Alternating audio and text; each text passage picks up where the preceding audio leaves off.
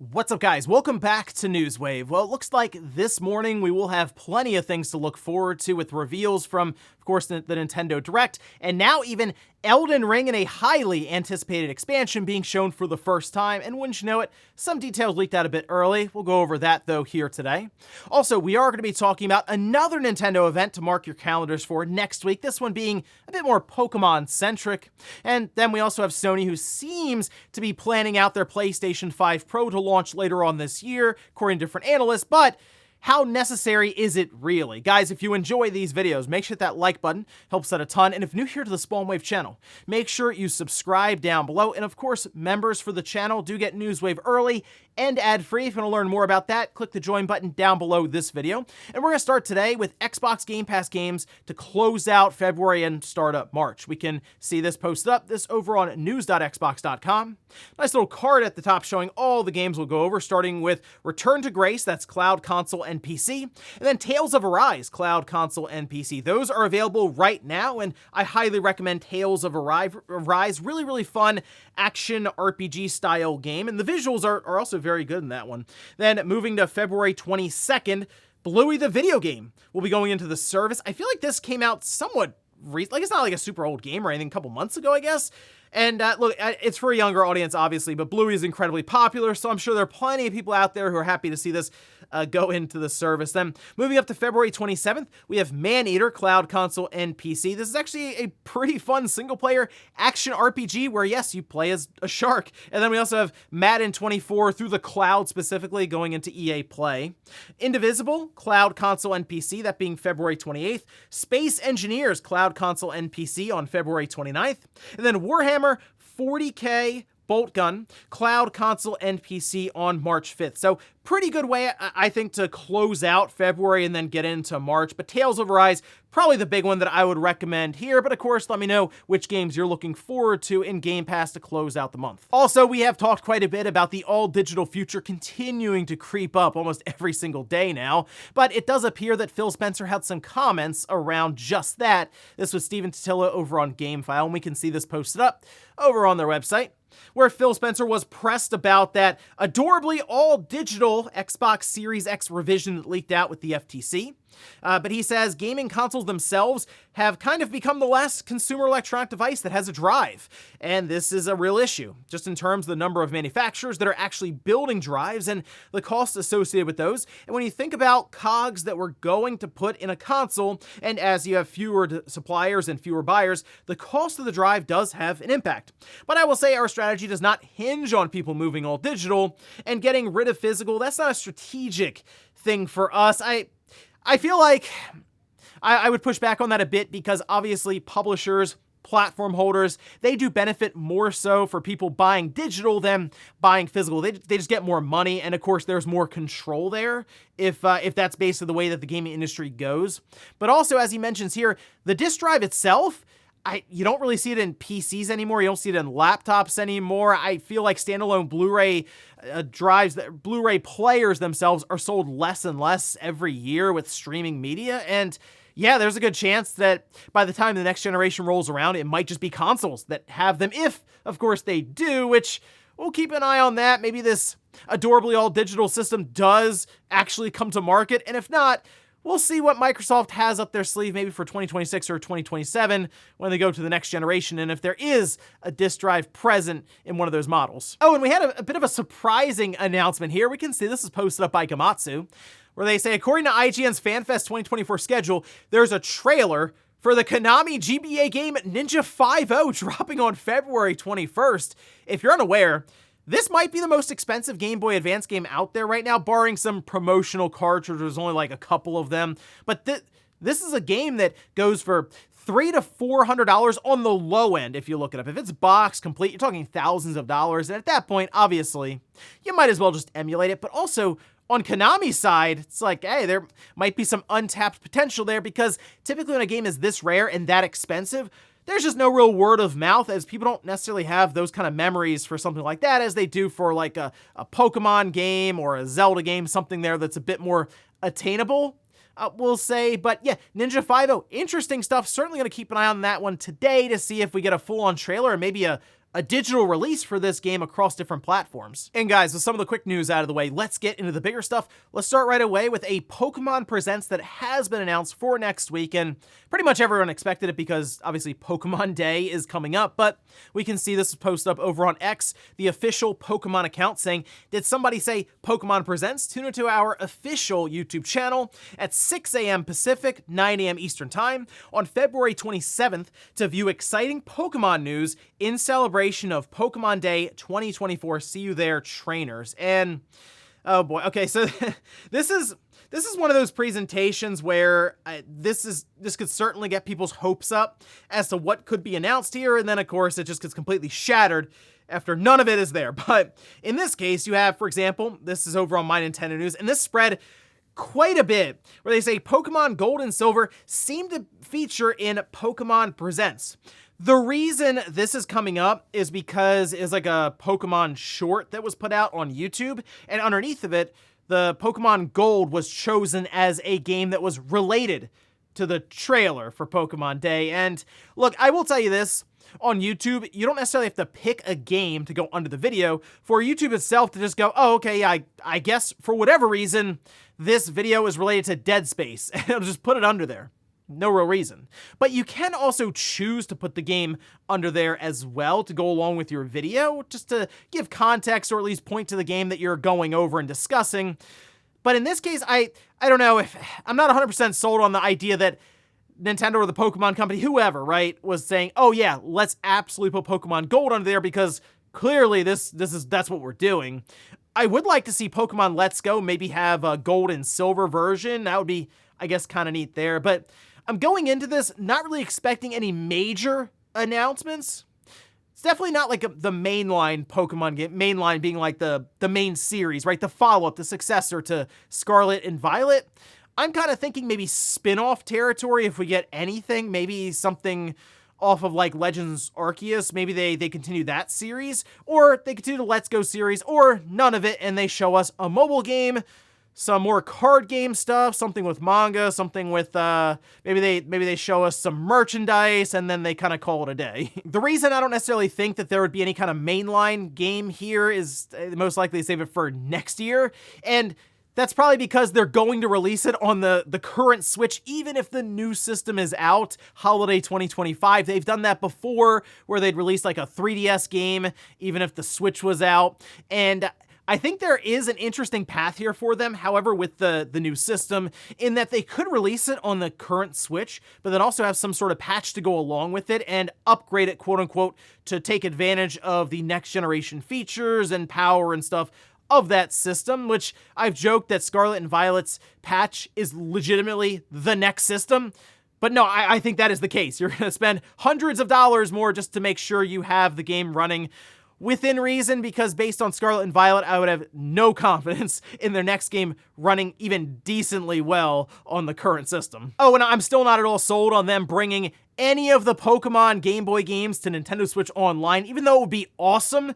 I feel like they would rather sell them separately, but maybe that's a path for them. You can put Red and Blue on the just Nintendo Switch in general, and you buy them for $20 a piece, and let's face it, they'd make millions of dollars overnight after that happened, especially if they had trade functionality supported on the Switch through the online. That would be really, really cool as well.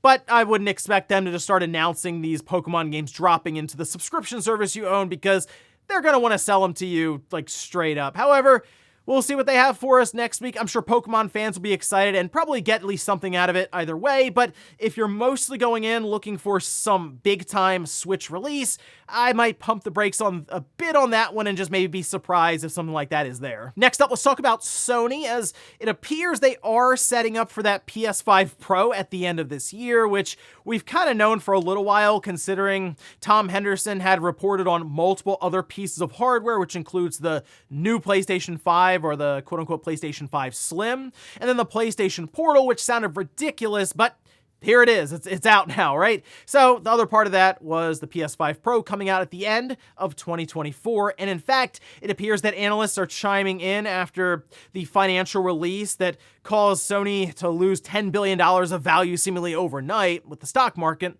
However, we can see this quotation. Now, this is from Dr. Serkan Toto at Kantan Games, who's had, we'll say, an up and down history with some of the predictions, as he certainly predicted the Switch Pro many times, actually. But this one I think is a bit more straightforward based on history with Sony.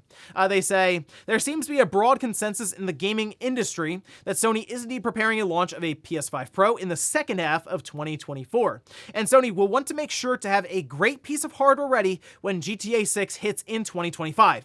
A launch that will be a shot in the arm for the entire gaming industry.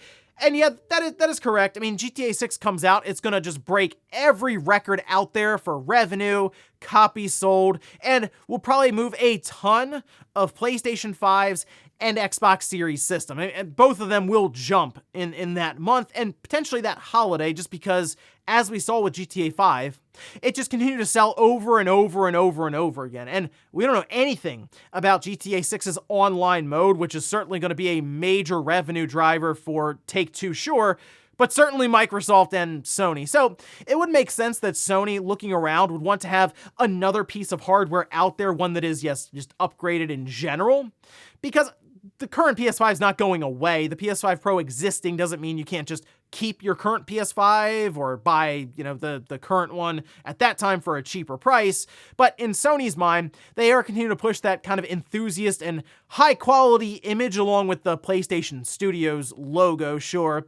But there is a spot in the market for that, especially since it appears Microsoft is kind of willing to yield that right now as they look towards next generation, maybe spinning that up a bit sooner. And to be honest, after seeing Final Fantasy VII Rebirth in that performance mode and how fuzzy it looked, I don't know, maybe I would actually be picking up the PS5 Pro to kind of clean that up. However, they did say that there will be a patch that will upgrade that for the current PS5, so we'll see in that sense. But I mean, the big thing here is they'll probably target 4K, 120 frames, and ray tracing being just overall improved. So if you want your games to run or look better, maybe you're not as satisfied with the PS5 as you were hoping you'd be, that at least should be there later on this year. My question still is, for how much?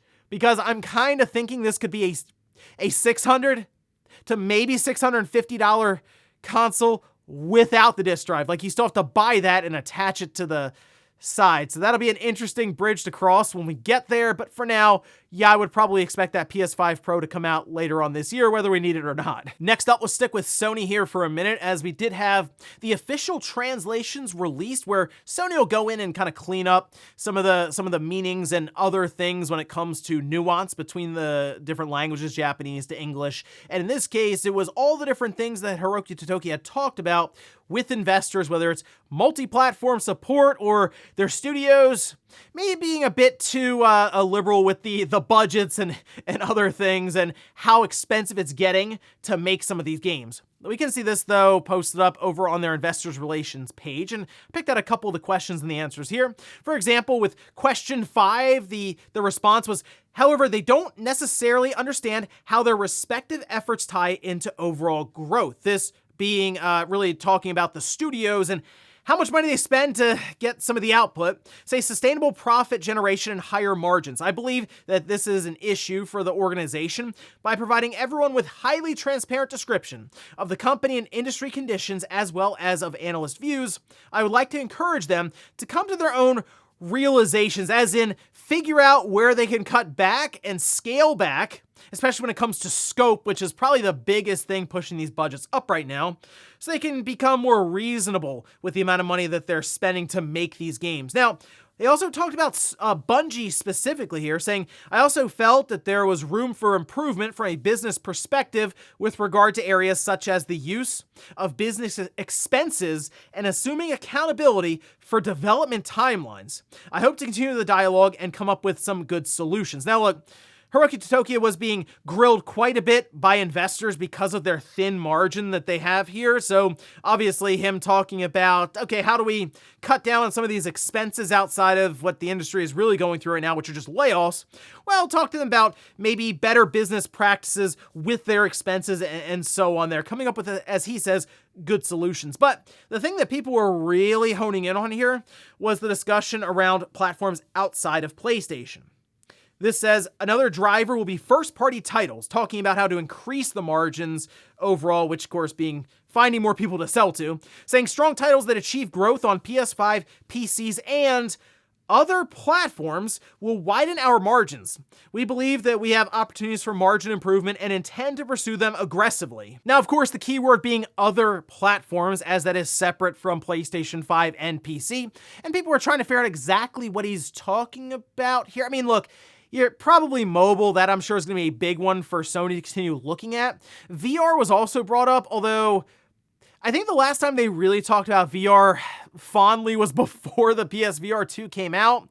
Ever since that came out, and they got to look at some of the sales numbers, they've wanted to talk about the thing less and less and less. So based on the fact that the industry overall, like we heard Ubisoft say, yeah, we're pulling back investment on VR, I kind of wonder, just based on what Sony's doing now with PSVR 2, if they're sort of thinking the same way. They have to change my mind on that one, and they could by just showing more games from their side, like first-party output around that. But right now, other platforms could mean a whole host of different avenues. I don't necessarily know if that means, hey, we're going to start porting stuff to Xbox or Switch. Although, hey, Nintendo, I'm sure that's very enticing for them for some of their smaller games because just the install size. Whereas on Xbox, they probably look at that and go, okay, the install size is a bit smaller for the risk to reward for us. So maybe we'll pass on that for now, but who knows? Maybe Microsoft's next generation system takes off out of the gate because they have an interesting concept, and Sony decides 7 or 8 years from now not to ignore that, and games do make their way to Xbox. Who knows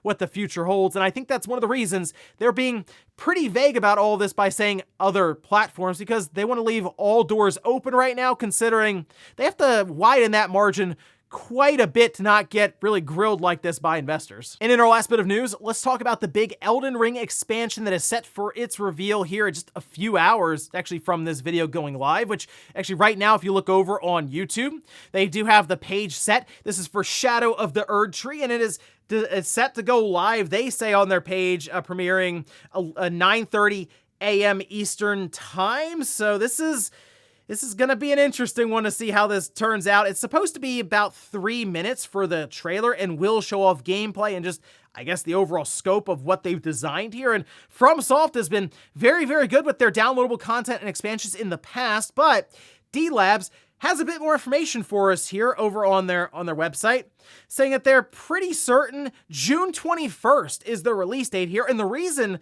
they believe that is because it lines up for, you guessed it, new editions of the game. Game of the Year edition for Elden Ring Shadow of the Erd Tree that does include DLC. That's set for 79.99 euros, physical copy on PS5 and Xbox Series X. And then there's an entire collector's edition for $259.99 in terms of euros, PC, PlayStation 5, and Xbox Series X. So, okay, exciting stuff here in general. It did kind of come out of nowhere yesterday, though, and all of a sudden the internet exploded. I know there's a direct this morning, but I gotta say that the Elden Ring hype really out of control there for a bit. So exciting stuff. A lot of things to take a look at today with the direct and then Elden Ring. And I am very interested to see what they come up with here. And of course, we'll be covering it tomorrow on Newswave. So we'll see what FromSoft has for us. And before we go to the comments of the day, we're going to take a look at the poll that I posted up yesterday, where I ask, what do you think is most likely to be announced next week at the Pokemon Presents? 43% say a spin-off game. Let's Go, Arceus, something like that. Sure, okay, makes sense. And then, oh no, 26% say Pokemon Game Boy games for NSO. Ooh, okay. I'm pulling for everybody who voted for that, because that would be that'd be a big time announcement. I know they're older Pokemon games, but come on, that'd be a lot of fun for them to go to the Switch, and especially if we can trade or battle through the Nintendo Switch Online, that'd be awesome. I just don't think they're gonna put it in NSO, but I guess technically if they just put it on the store for $20 each, I feel like people would go, okay, it's not in Nintendo Switch Online, but at least it's there and it's $20. Sure, why not? But if they start dropping things like Pokemon Yellow in there to the online subscription, or they go up to the Game Boy Advance stuff with Ruby, Sapphire, Emerald, okay, that would be really, really exciting. But I don't necessarily know. I don't really believe it's going to happen, but I'm certainly crossing my fingers for it. And we'll finish up with the comments of the day. We'll start with this one here. This is from Derekin, who says, Dolphins, do we get a new Echo game? You know what? Echo would be interesting. I'm curious how that would go over now versus back even on the Sega Genesis. It'd be interesting because I know there was also a Dreamcast Echo game, but people don't talk about that one nearly as much as the Genesis one. We are seeing Sega go back and look at some of their older intellectual properties and revive them. Would Echo work now? Maybe. I mean, Endless Ocean, we're either going to get a remaster or maybe a brand new one. So I guess there's a place in there for an action-adventure style game with Echo. I will say Maneater, as I mentioned earlier in the show, is very fun. It's an action RPG where you go around and eat people as a shark. So technically you could swim around as Echo the Dolphin, and that could probably play into something very similar, just less eating people, I guess. And then we'll go over to a comment from the members video. This was posted up. This is by Waluigi. He says, Nintendo had its N64, Nintendo GameCube, Wii U struggles, but they always had the highly lucrative Game Boy DS portable business as a safety net. Now that Switch is simultaneously both their home console and their portable hardware business, this jump to a new system is riskier than ever for Nintendo. Yeah, that is a good point. It's like their one system. They don't have that handheld that was just always successful. I mean, the handheld itself with Nintendo, the 3DS being 75 million, and we talked about that being a drop from the DS by about 50%, and it's still 75 million, which is just, I mean, it's impressive to think about. But you're right, if they mess up the Switch, that's kind of it. The Switch 2, that's kind of it. They don't have a fallback plan in terms of systems. The one thing with them now, though, is they are more diversified. They have their theme park. They have their movies that they seem to be accelerating on, more and more merchandise. So while it would be rough for them if the next system just fell flat out of the gate, they would have, obviously we talked about the amount of money, but they would have other things that I'm sure could keep them afloat for that entire generation until they can figure things out with the next one. But I feel like they're being very careful here, and they are working towards having a successful launch just from the amount of games that they should have prepared for year one, and yeah, that might mean waiting until 2025. And ladies and gentlemen, that's gonna do it here for Newswave. If you enjoyed this video, guys, hit that like button. If not, hit the dislike. Leave comments down below about everything we talked about here today. Well, there's the Pokemon Presents airing next week. What do you think will be there? And then Sony with a PlayStation 5 Pro for the holiday. Would you be picking one of those up? And then Elden Ring, are you excited to see what this expansion is all about? Thanks guys for watching, and I'll see you next time.